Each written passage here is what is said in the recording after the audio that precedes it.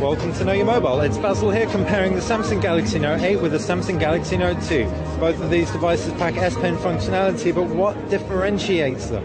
The Note 8 obviously is a larger device, but it does have in-call functionality, so you can make phone calls. Holding this thing to your ear would look a bit ridiculous. Now, I'm 6'4" and I have pretty big hands, but as you can see, even I'm finding this a bit of a challenge. It is nice and skinny, but that doesn't mean you're not going to look a little bit odd with it pressed up against your ear in a phone call.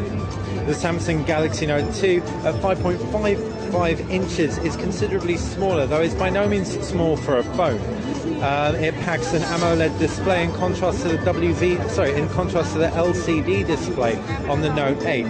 The designs are very, very similar. They clearly speak the same language. However, there's a lot more bezeling going on the Note 8.0. Flipping them round and you've got a very similar backing as well, though there's an 8-megapixel camera on the Note 2 and a 5-megapixel rear-facing camera on the Note 8. The S Pens are both located underneath the back on the bottom left-hand side. The S Pen for the Note 8 is outside of it though.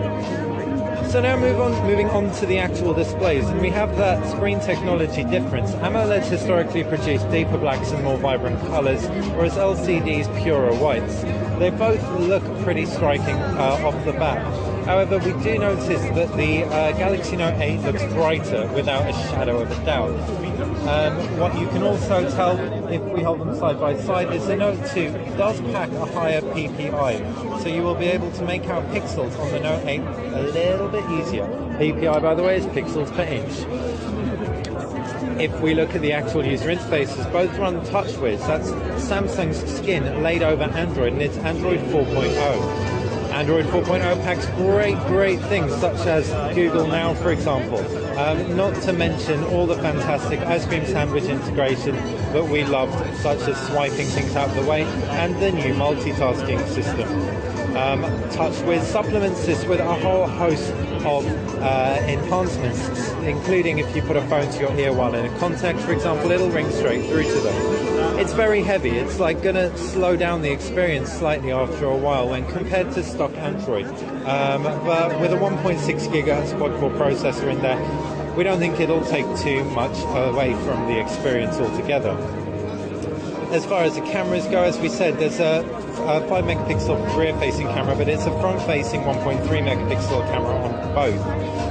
In terms of the processors, both have 2 gigabytes of RAM to complement those 1.6 gigahertz quad-core Exynos 4s, and there is a 3300 milliamp battery in the Note 2, whereas there's a 4600 milliamp battery in the Samsung Galaxy Note 8.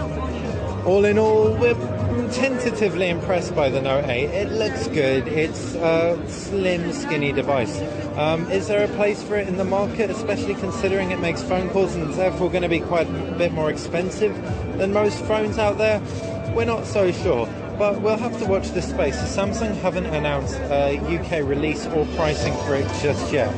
I've been Basil, this has been a Samsung Galaxy Note 2, and that's been a Samsung Galaxy Note 8. If you want a phone, it's the Note 2 all the way. Despite being announced a while ago, it's still an absolute beast.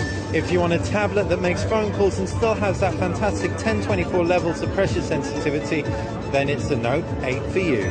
Thanks for watching Know Your Mobile. If you like this video, feel free to subscribe. If you like feel free to like it. Even if you like the channel, you know what to do, just subscribe.